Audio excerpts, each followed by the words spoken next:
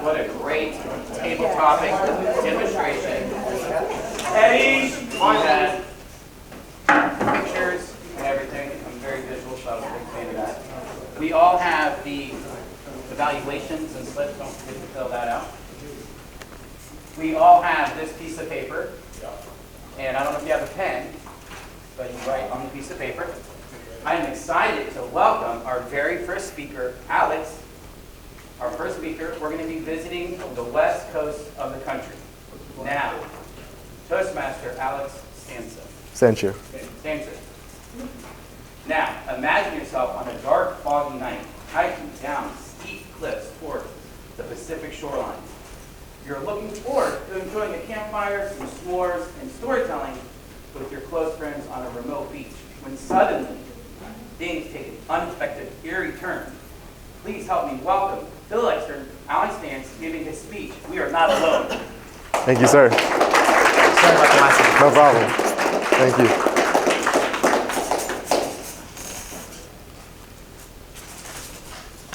What is the first thought that may come to your mind when you picture a dark, remote location? So dark that you cannot see 5 feet out in front of you, creating this isolating feeling. Perhaps fear? Or maybe you think, what could be hiding in those shadows? Well, last summer, I took a trip out to San Jose, California to visit one of our fellow Toastmasters, Yuki Zhao, at his internship.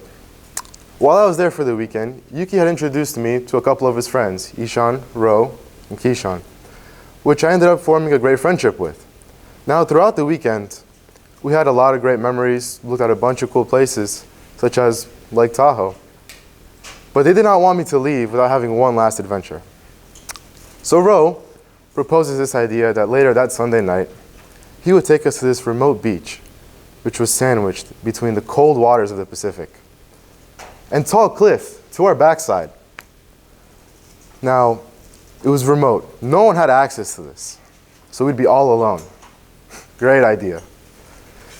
Although, never having been there at night, he was certain that it was safe and a great spot to explore, have a campfire with some s'mores, share some stories with each other. So we headed out around midnight. As we drove closer to our spot, we noticed a heavy fog started rolling in. And with no other cars or lights around, it began to seem like the start of a horror film.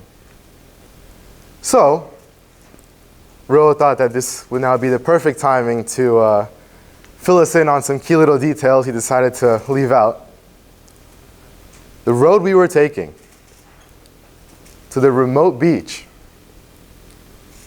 used to be patrolled by a serial killer.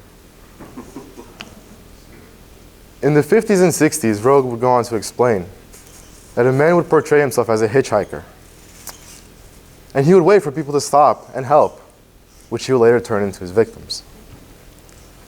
He then goes on to mention that the nearest town is a ghost town. Remember when I said earlier that Ro was confident this place was safe? Anyway,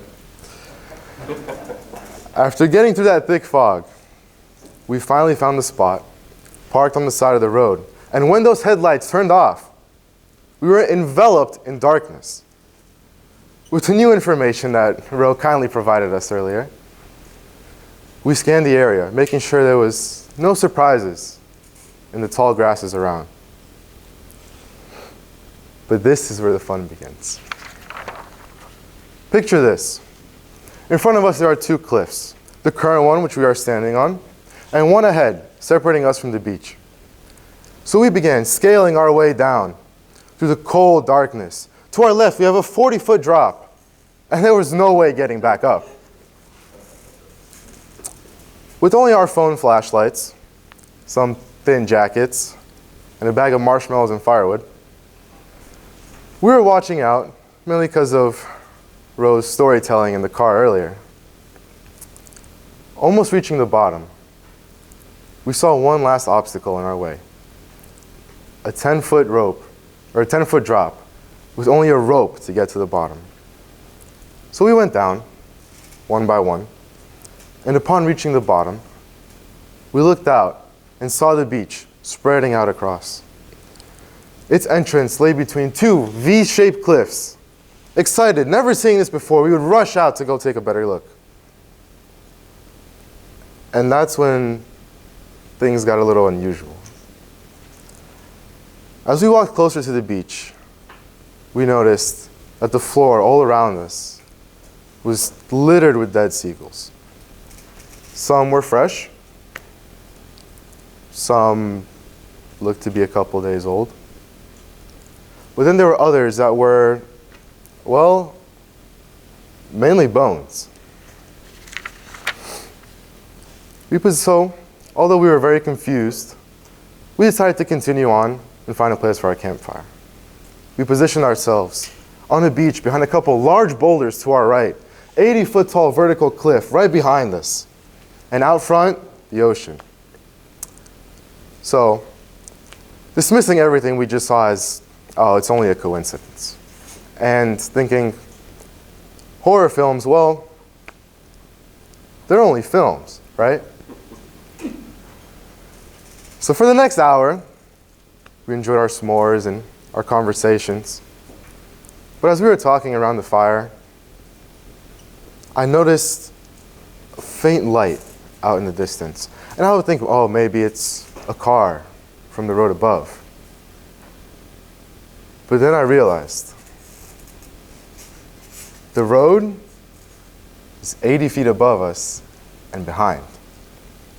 So I tell everyone to hush down, lower their voices, come in, huddle close, go behind the boulder and take a peek. And coming towards us, we see 3 flashlights. At this point, we realized we are not alone. They got closer and closer and closer until I could finally make out what their figures were. 3 men dressed in full hazmat suits from head to toe, all wading through the water, carrying a long pole, some sort of device, scanning for something. And then they turn towards us, shining their lights, and our confidence fully disappears. We decided to throw sand on the fire, pack our stuff frantically, and run back the way we came, looking back over our shoulder to making sure we weren't getting chased. We got back up on the road, we jumped in that car, and we sped off as fast as we could. After the most heart-racing experience that maybe any of us have ever had, we sat there and began to question ourselves. What were these men doing there, in full hazmat suits, a weekend night, middle of the night? Why were they on an inaccessible beach? What killed those seagulls? Could this have been related? Was there something in the water? Or were we not alone from the beginning? Mr. Toastmaster. Great job. Great job. Outstanding.